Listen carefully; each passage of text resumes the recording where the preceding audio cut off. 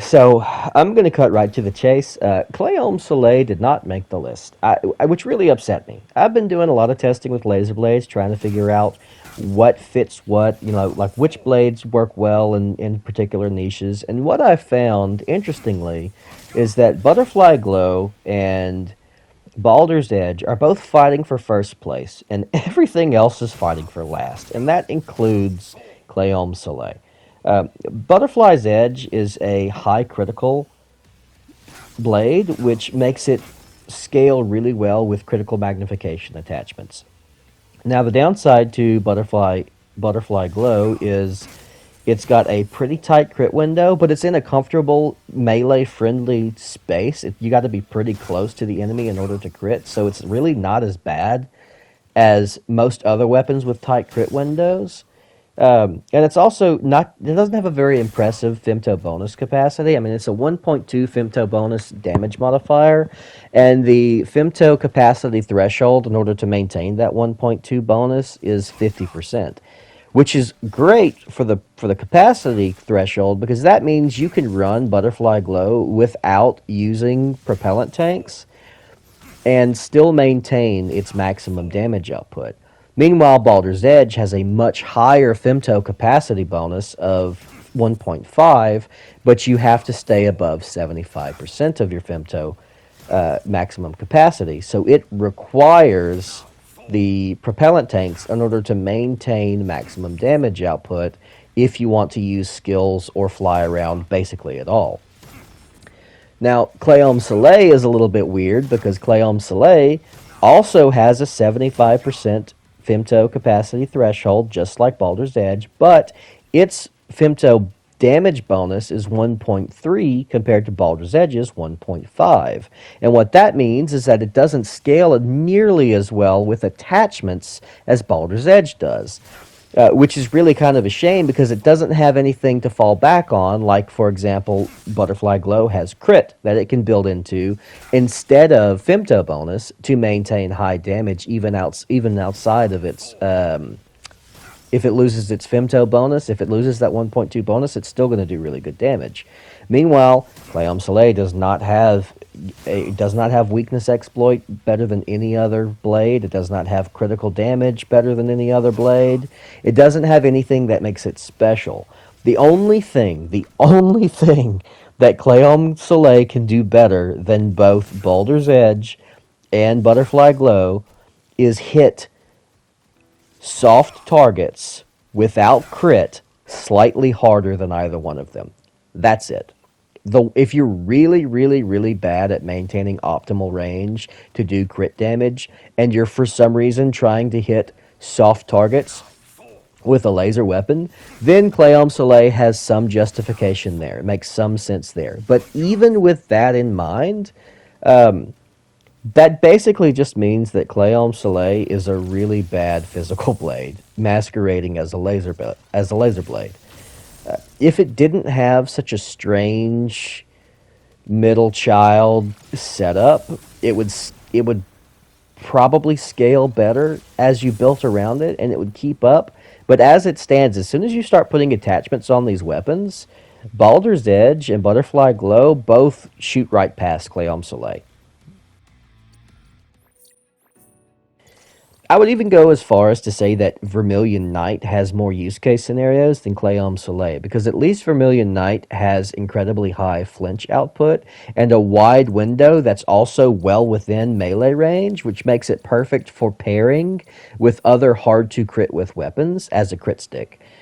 Clayome Soleil is so balanced it's bad, and that's really kind of sad considering it's the only legendary laser blade that we have access to, but that is where it sits. It just doesn't scale well as you start building these blades. Now, because Butterfly Glow is essentially just a laser attribute Mia Lepida, and I've already done a build showcase on crit blades in my, well, physical blade video, I'm not going to showcase Butterfly Glow this video. Instead, I'm going to focus on Baldur's Edge because Baldur's Edge is unique in that it makes use of all skills really, really well because of its incredibly high damage output. I'm going to be showcasing Helm Splitter, Throw Arms, and Combo Thrust with this weapon. Now, Harvester Scythe is a good weapon for clearing mobs, and it is a really neat weapon to use, and it's a excellent option for the arena for most of the arena fights. But in general play, after you get into the arena, like after you get out of the arena and after you're done clearing mobs and things like that, it just kind of falls off compared to the damage potential of Helm Splitter, Throw Arms, and Combo Thrust. So I'm not going to be showcasing that one because it's just kind of mediocre. But the rest of them all have use case scenarios and are fantastic options for this particular laser blade. So enjoy this little montage.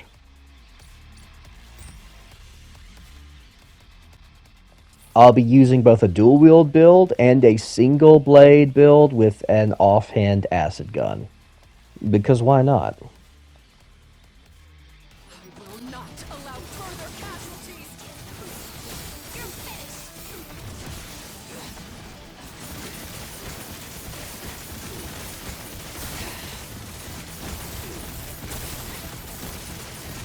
Seriously?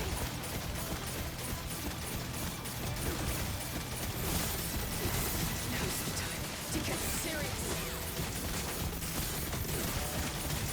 Mark my words. You will go no further.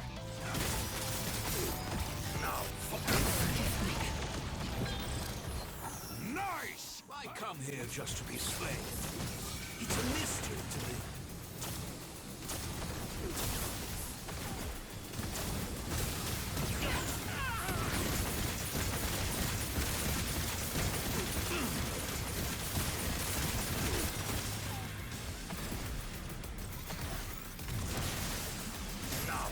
We are not alike.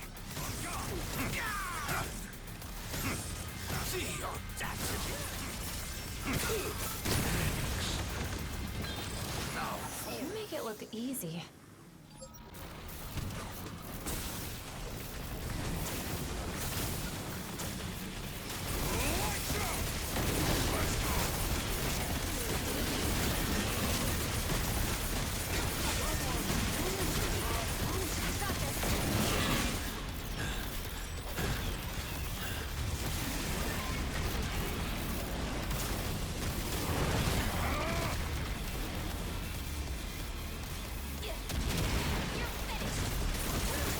We've got this. Talk about playing rough.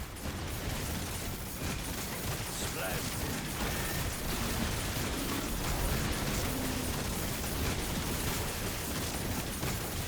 Keep an eye on your condition. Don't let up.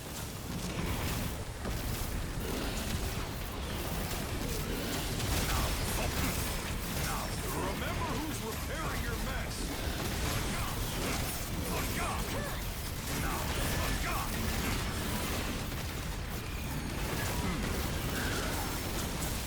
Let's go.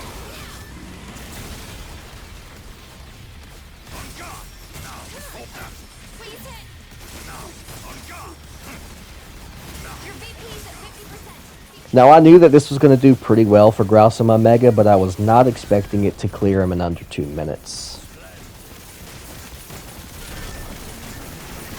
Remember who's repairing your mess.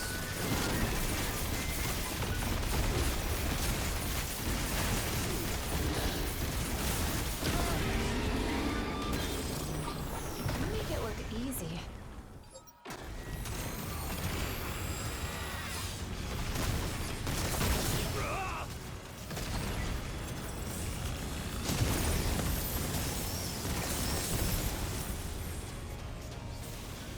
We've got this. Now, fall. On guard. Keep up the offensive. Please hit. Something's happening. You're going down. We can win. We will win.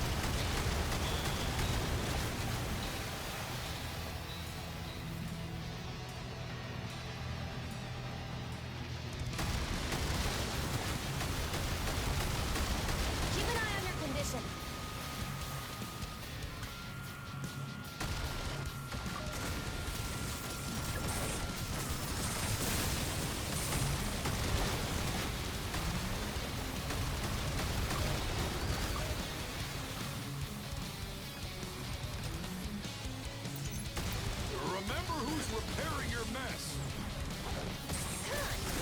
You're finished. Splendid. We've got this. That can't be good. I'm watching. Keep up the offensive.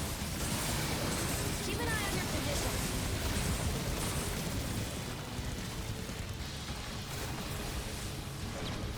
Be careful. We can win. We will win.